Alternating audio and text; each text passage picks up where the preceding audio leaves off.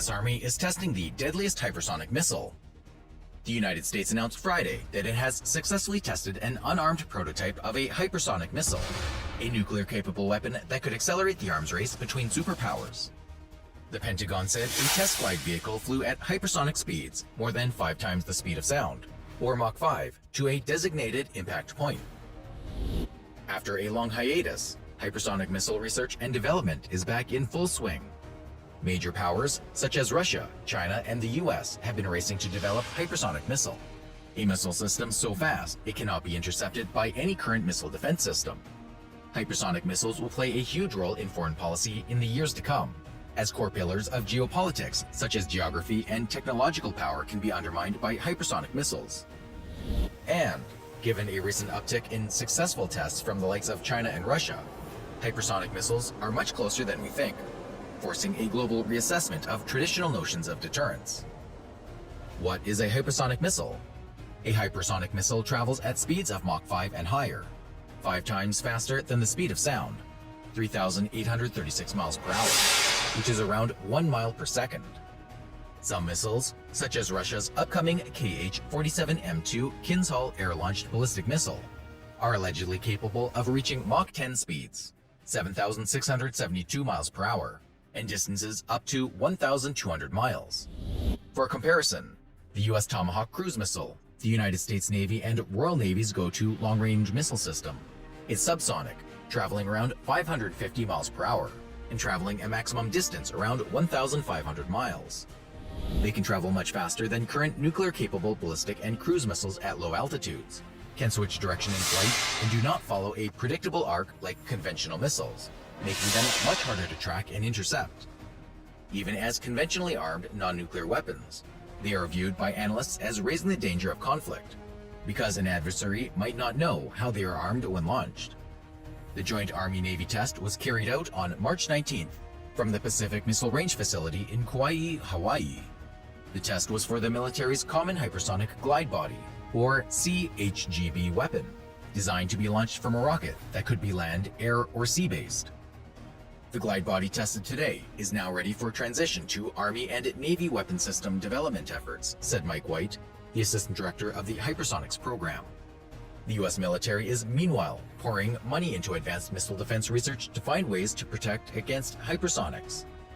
A senior NATO official warned that in a hypersonic missile strike, it may not even be clear what the target is until there's a boom on the ground.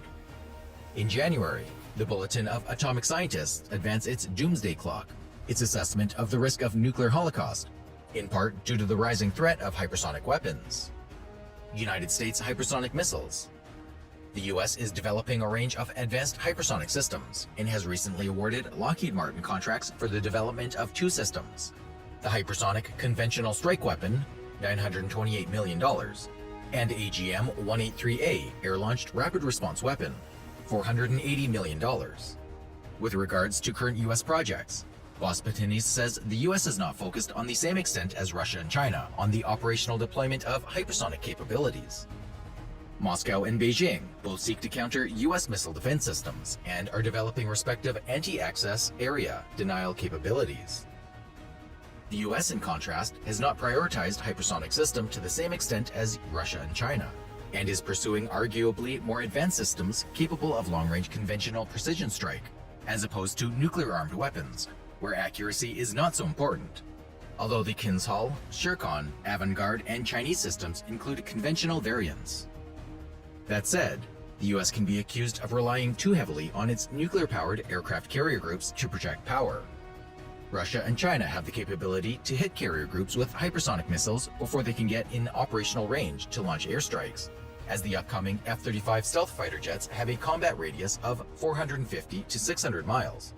Meanwhile, hypersonic missiles potentially have a range in the excess of 1,200 miles.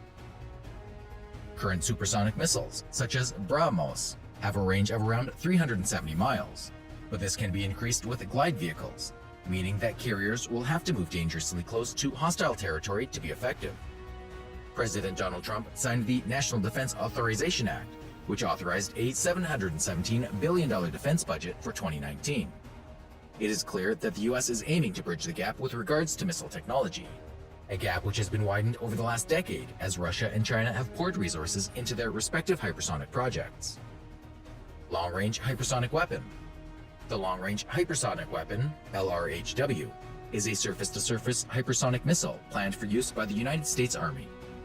The United States Navy intends to procure a shipped submarine-launched variant of the missile as part of the service's Intermediate Range Conventional Prompt Strike, IRCPS, program. The weapon consists of a large rocket booster that carries the Unpowered Common Hypersonic Glide Body, CHGB, in a nose cone. Once the booster reaches significant altitude and speed, it releases the CHGB, which glides at hypersonic speeds as it descends towards its target. Dynetics will build the glide vehicle, while Lockheed Martin will build the booster, as well as assemble the missile and launch equipment. The design of the Common Hypersonic Glide Body is based on the previously developed Alternate Reentry System, which was tested in the early 2010s as part of the Army's Advanced Hypersonic Weapon program. The Alternate Reentry System was itself based on the Sandia Winged Energetic Reentry Vehicle Experiment, SWERV, prototype developed by Sandia National Laboratories in the 1980s. Design work is by Scandia, while Dynetics constructs prototypes and tests units. Next Generation Combat Vehicle. The Next Generation Combat Vehicle, NGCV, is a U.S. Army program intended to procure a variety of armored vehicles to add new capabilities to Army units and replace existing platforms that are nearing the end of their service life. The program covers the following systems. It was announced in March 2018 that the Next Generation Combat Vehicle team had selected the Operationally Manned Fighting Vehicle as a prototype to replace the M2 Bradley. The Army said OMFV will be designed to engage in close combat and deliver decisive lethality during the execution of Combined Arms Maneuver, and will have a 30mm cannon and second-generation forward-looking infrared system, or FLIR. Testing of the vehicle is expected to begin in 2020.